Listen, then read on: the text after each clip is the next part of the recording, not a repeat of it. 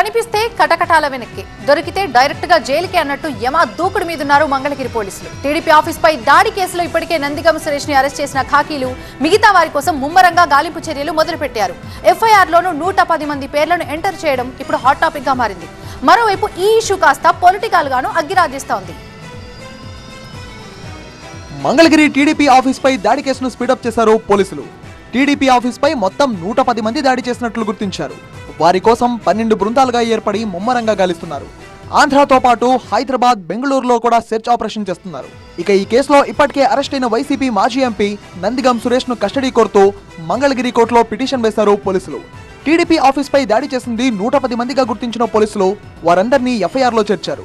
A1 గా YCP విద్యార్థి విభాగం అధ్యక్షుడు చైతన్య ఉండగా, A30 గా లేళ్ల అప్పిరెడ్డి, A31 గా దేవినేని అవినాష్, A78 గా తలసిల రఘురాం, A80 గా మాజీ ఎంపీ నందిగం సురేష్ ను పోలీసులు ఎఫ్ఐఆర్ లో నమోదు చేశారు. ఏ క్షణమైనా మిగతావన్నీ అరెస్ట్ చేసే అవకాశం ఉందని తెలుస్తోంది. మరోవైపు చంద్రబాబు ఇంటిపై దాడి కేసులో జోగి రమేష్, ఆయన అనుచరుల కోసం హైదరాబాద్ లో ప్రత్యేక పోలీసు బృందాలు గాలిస్తున్నట్టు తెలుస్తోంది. టీడీపీ ఆఫీస్ పై దాడి కేసును రాజకీయంగానూ రచ్చలేపుతోంది.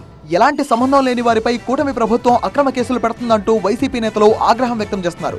ఈ కేసులో నందిగం సురేష్ సహా 90% మంది ఘటన జరిగిన రోజు టీడీపీ ఆఫీస్ వైపు వెళ్లలేదని మండిపడ్డారు పేర్ని నాని. అయినా వారిపై తప్పుడు సాక్ష్యాలతో కేసులు పెట్టారని ఫైర్ అయ్యారు. ఎంతమందిని అరెస్ట్ చేసి జైల్లో పెట్టినా కేసులకు భయపడే ప్రసక్తి లేదన్నారు పేర్ని నాని. ఇవాళ ఈ నందిగం సురేష్ గారు కానీ లేదా శ్రీనివాసరెడ్డి గారు కానీ ఇట్లాంటి ఎవ్వరూ కూడా సీసీటీవీ ఫుటేజ్ల్లో కానీ కెమెరాల్లో కానీ అసలు కనీసం ఆఫీస్ దరిదాపుల్లో కూడా వెళ్ళనటువంటి వ్యక్తులు అనేక మందిని వారందరినీ కూడా ఈ తప్పుడు కేసులో ఇరిగించి ఏ జిల్లాలో రాష్ట్ర వ్యాప్తంగా ఉన్నటువంటి జైళ్ళన్నీ నింపిన వైఎస్ఆర్ కాంగ్రెస్ పార్టీలో సభ్యత్వం ఉన్న వాళ్ళందరినీ కూడా తెచ్చి లోపలేసినా కూడా జగన్ నాయకత్వంలో వైఎస్ఆర్ కాంగ్రెస్ పార్టీ రెట్టించిన ఉత్సాహంతో పనిచేస్తారో తప్పితే వేలొచ్చాక ఏం చేస్తావు? వైసీపీ నేతలపై కేసుల విషయంలో ఇటు ఎంపీ వైవి సుబ్బారెడ్డి కూడా ఘాటుగా రియాక్ట్ అయ్యారు.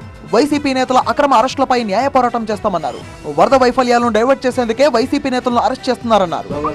జైల్లో పెట్టడం, నిర్బంధించడం వాళ్ళు చేసే కార్యక్రమాలు ఇవి.